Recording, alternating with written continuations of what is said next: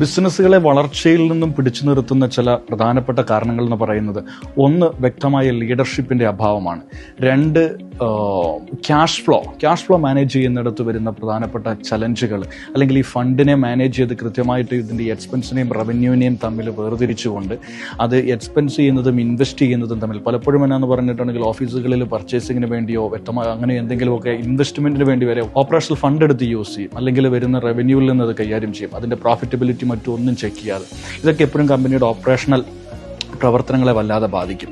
അതുപോലെ തന്നെ ഏറ്റവും പ്രധാനപ്പെട്ട ഒരു കാരണമെന്ന് പറയുന്നത് കൃത്യസമയത്തുള്ള മാർക്കറ്റിങ്ങിൻ്റെയും ബ്രാൻഡിങ്ങിൻ്റെയും അഭാവമാണ്. കാര്യം എപ്പോഴും അവസാന നെക്ക് പീരീഡിൽ, അല്ലെങ്കിൽ ഏറ്റവും അവസാനത്തെ ടൈമിലായിരിക്കും, ഒരു സീസൺ വരുന്ന സമയത്ത്, അല്ലെങ്കിൽ അങ്ങനെ എന്തെങ്കിലും ഒരു അത്യാവശ്യ ഘട്ടം വരുമ്പോൾ മന്ത്ലി സെയിൽസിനെ ബാധിക്കുന്ന സമയത്തൊക്കെ ആയിരിക്കും പലപ്പോഴും എന്ത് ചെയ്യുക, ഈ മാർക്കറ്റിംഗ് ബ്രാൻഡിങ് ആക്ടിവിറ്റികളിലേക്കൊക്കെ ശക്തമായിട്ട് നയിക്കുക. അപ്പോൾ ഇത്തരത്തിലുള്ള ചില കാരണങ്ങളാണ് പ്രധാനമായും ബിസിനസ്സുകളുടെ വളർച്ചയെ തടഞ്ഞു വെക്കുന്ന പ്രധാനപ്പെട്ട കാര്യങ്ങളിലൊന്ന്.